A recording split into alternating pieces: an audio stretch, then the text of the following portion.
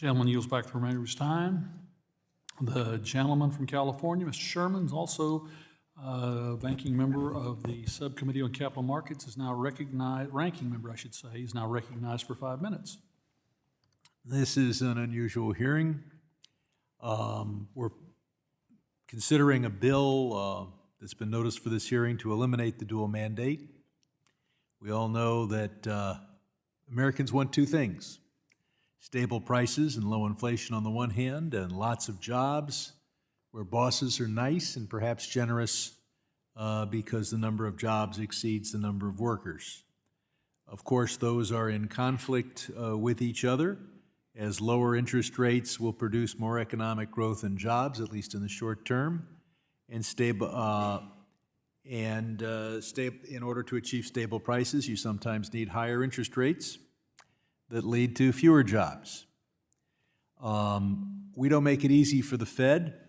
We run a giant deficit exacerbated by the one big beautiful bill, and so it will be difficult for us to have both full employment and price stability.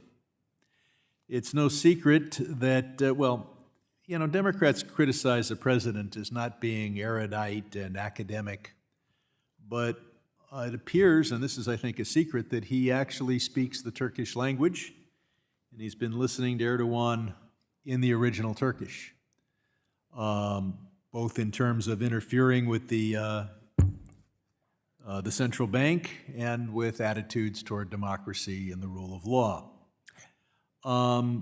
But it's no secret that the president is not only trying to influence but intimidate the Federal Reserve to go with lower interest rates.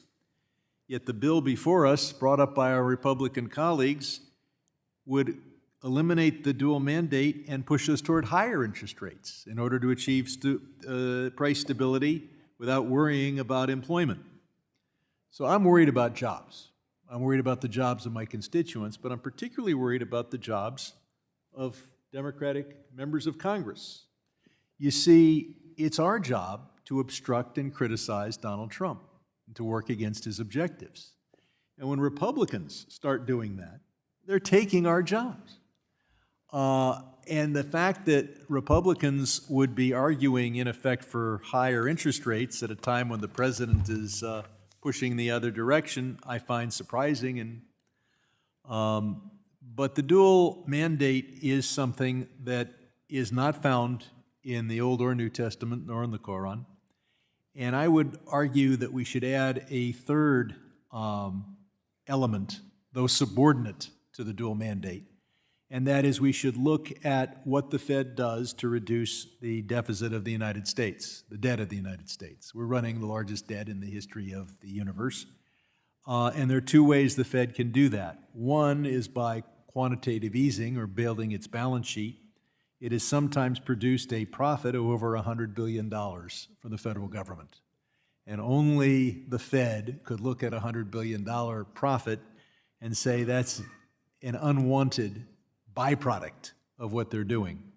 And then second, we have lower interest rates will reduce the borrowing cost of the largest debtor in the history of the world. I should ask Mr. Excuse me if I'm mispronouncing this, Amarnath. If we were to go with just a sole mandate for price stability, what would be the effect on interest rates and jobs? If you're going to a single mandate at a time when inflation is a little less than a percentage point above its target, that would normally mean keeping interest rates around 4%. Even there, just to interrupt, we have a 2% target because the Fed has a dual mandate, and they recognize that going to lower than 2% would really mess up the unemployment picture. If we just had one mandate for price stability is 0% inflation. So if we had only one mandate, total price stability, what would that do to our economy?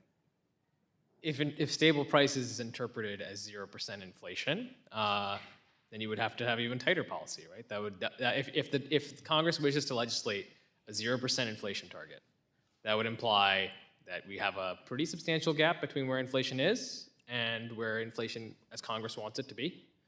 and that would mean tighter monetary policy. If neutral interest rates are about 3%, 3.1%, then you're dealing with interest rates that have to be closer to 6%, 5.5%, 6%.